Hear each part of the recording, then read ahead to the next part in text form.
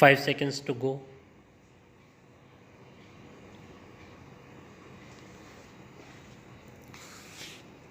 Start. I am grateful to you for inviting me here today, though I rather doubt if I can help you very much in your deliberations. All I can do is to encourage you and to express the goodwill and the earnest desire of the government to see that science flourishes in India and scientists have every opportunity to do good work. My friend has surveyed the field of our work here fairly comprehensively. What has been done, what is being done, and to some extent what he hopes will be done. Largely, I agree with what he has said. A little more than 5 years ago, we passed the Scientific Policy Resolution. I was reading it today and I felt that it was a good resolution. If we had to sit down to draft it today, probably it would not be very difficult from what we did then. The question that arises now is how far have we lived up to it? We have perhaps not implemented it as fully as many of us had hoped. I think there is a general appreciation in India of the importance of science and technology. Its importance is no doubt growing in our universities and special institutes. More and more students are taking to the study of technical and scientific subjects. Yet, I do not suppose it will be true to say that the background of general thinking in India is governed the educational process and the industrial and technological changes that are coming about in the country. As a matter of fact, the two are closely allied. There is one criticism that is often made about the financial resources that are made available for scientific work. Although we are now spending more on scientific work than previously, it is, I suppose, true to say that we are rather slow moving in that direction, and some of our scientific work has suffered because of lack of money. Some months back, a committee was appointed, I think, with Dr. Bhabha as chairman to look into this matter and to recommend what more could be done to help scientific research and also where it is possible to economize.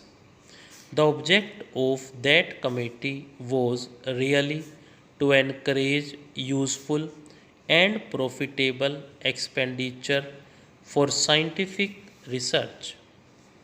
We did not want merely to say that so many crores of rupees would go into scientific research, but rather to have it examined how it should be done.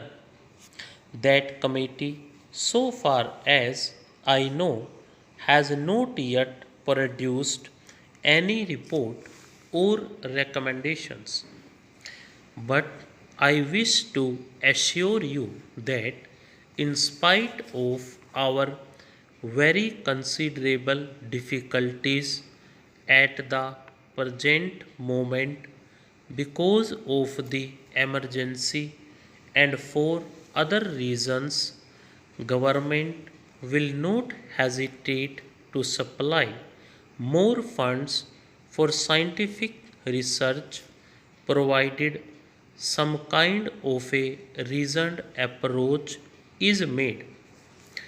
It is not enough merely to say give more funds, but if it is explained where more funds are required, I am sure, and I have in fact been told by our finance minister that he will certainly meet such demands wherever necessary.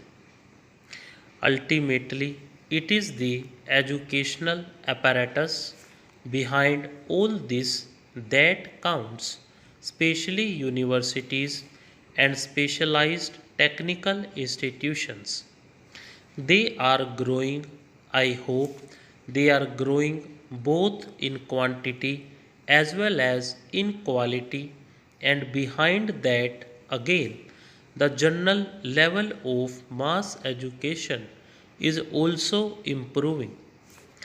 During these days of emergency, when very considerable defense burdens were cast upon us, we decided, in spite of those burdens, that we must not slacken in our efforts at development because such a development was itself basic to strengthening the country. Any attempt to cut down on that would ultimately weaken the country. In that scheme of development, I attach the greatest importance to education. Some people seem to think that, useful as it is, education is not so important as putting up a factory.